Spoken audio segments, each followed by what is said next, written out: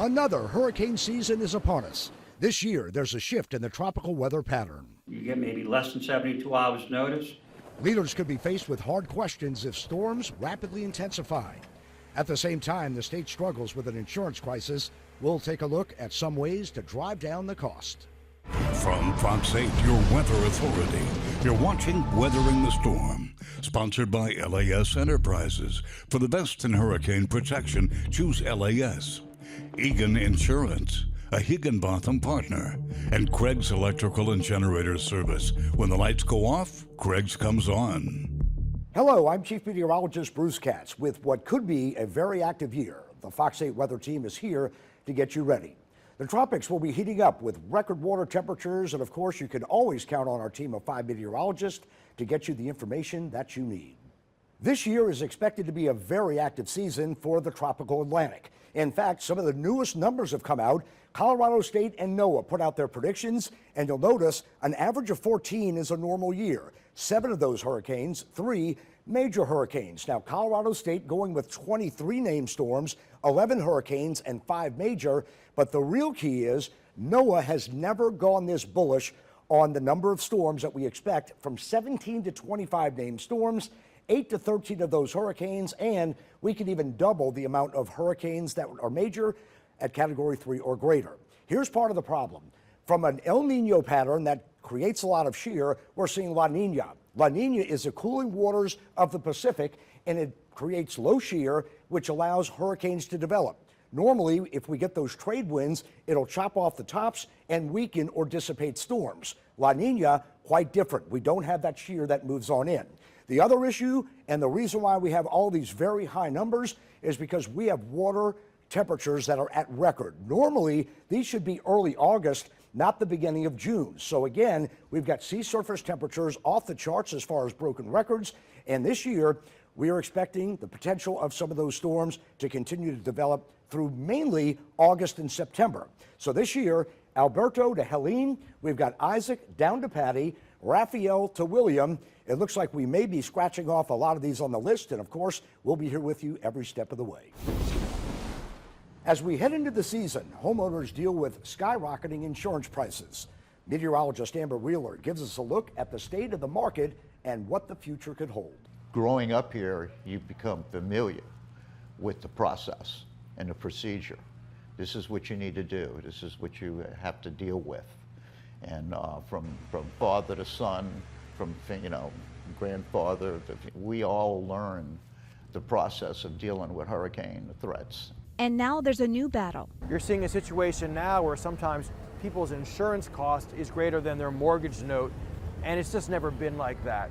Insurance companies and business leaders say our high risk, compound with disasters across the globe, add to our high costs. The insurance companies rely on reinsurance to help pay claims. Think of it as insurance for insurance companies.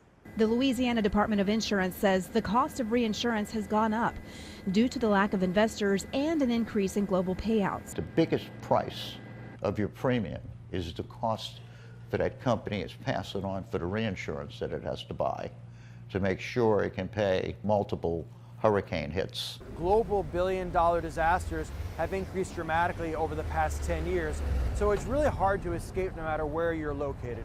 But the global view is only a part of it. The National Oceanic and Atmospheric Administration says the Gulf Coast has bared the highest rebuilding costs in the U.S. due to weather. This higher risk, as well as the higher cost of reinsurance, has increased premiums, leaving homeowners in peril. Brian Kiefer is the CEO of one of the largest insurers here along the Gulf. It's a difficult market right now, and it's a difficult time for the citizens of the state, with this, not only the losses that they've had from the hurricanes, as well as higher premiums that have resulted from that. Again, a lot of that increased cost is coming from reinsurance. The legislature passed new laws hoping to attract more insurers. Critics worry those laws could backfire. There is a balance to be had between protecting consumers and creating a welcoming environment for insurance companies.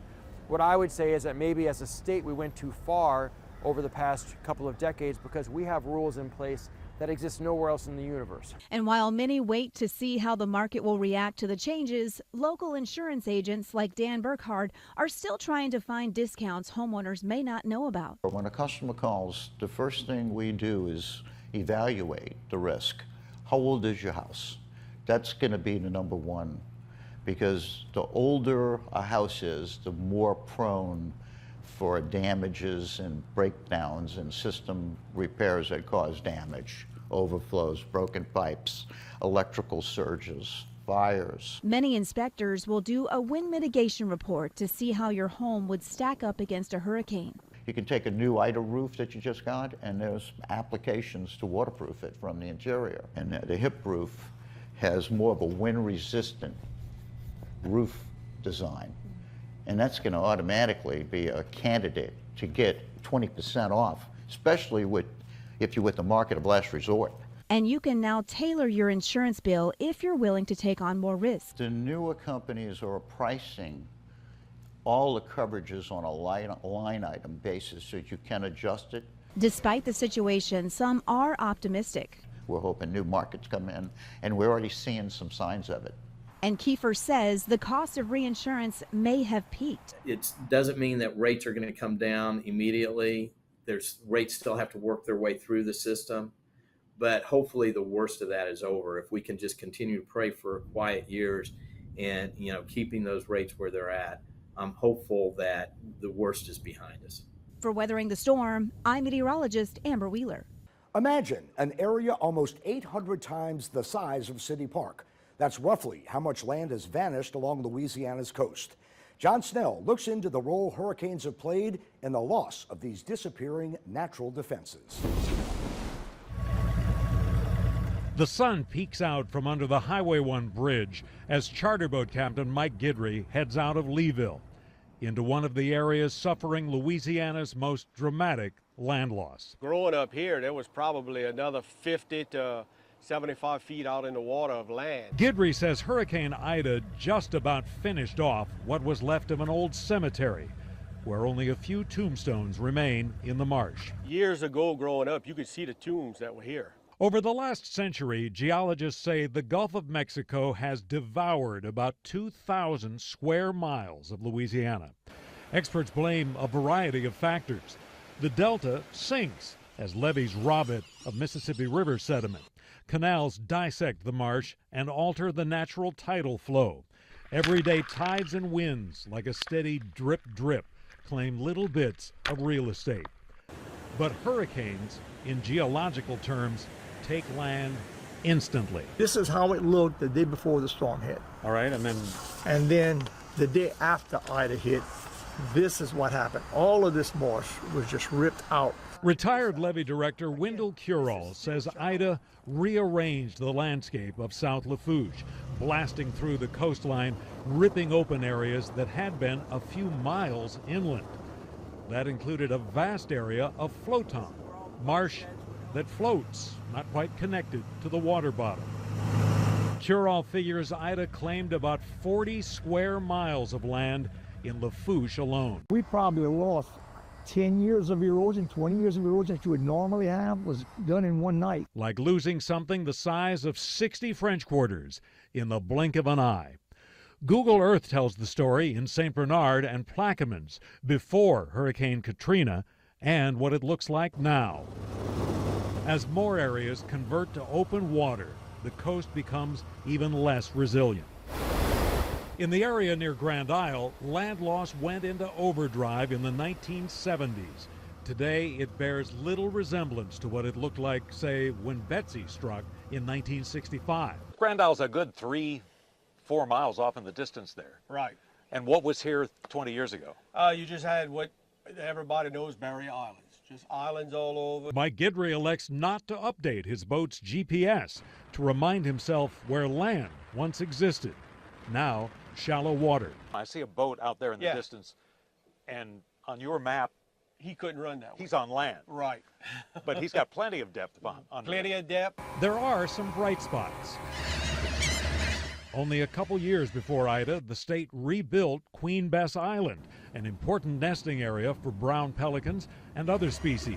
See where your breakwaters start. Project managers who visited the island after the storm found it mostly intact, and many of the state's other coastal projects survived.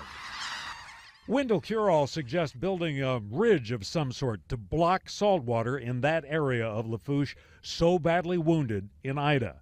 But time is of the essence. The water keeps on getting deeper. So deeper the water, the more money it costs, more dirt you have to get. The state is in the design stage of a marsh rebuilding project there. $38 million would aim to reclaim about 600 acres. But restoration doesn't happen instantly. They hope to start turning dirt in 2026. For Weathering the Storm, I'm John Snell. The rapid intensification of storms presents challenges for those making evacuation calls. How emergency managers plan to deal with the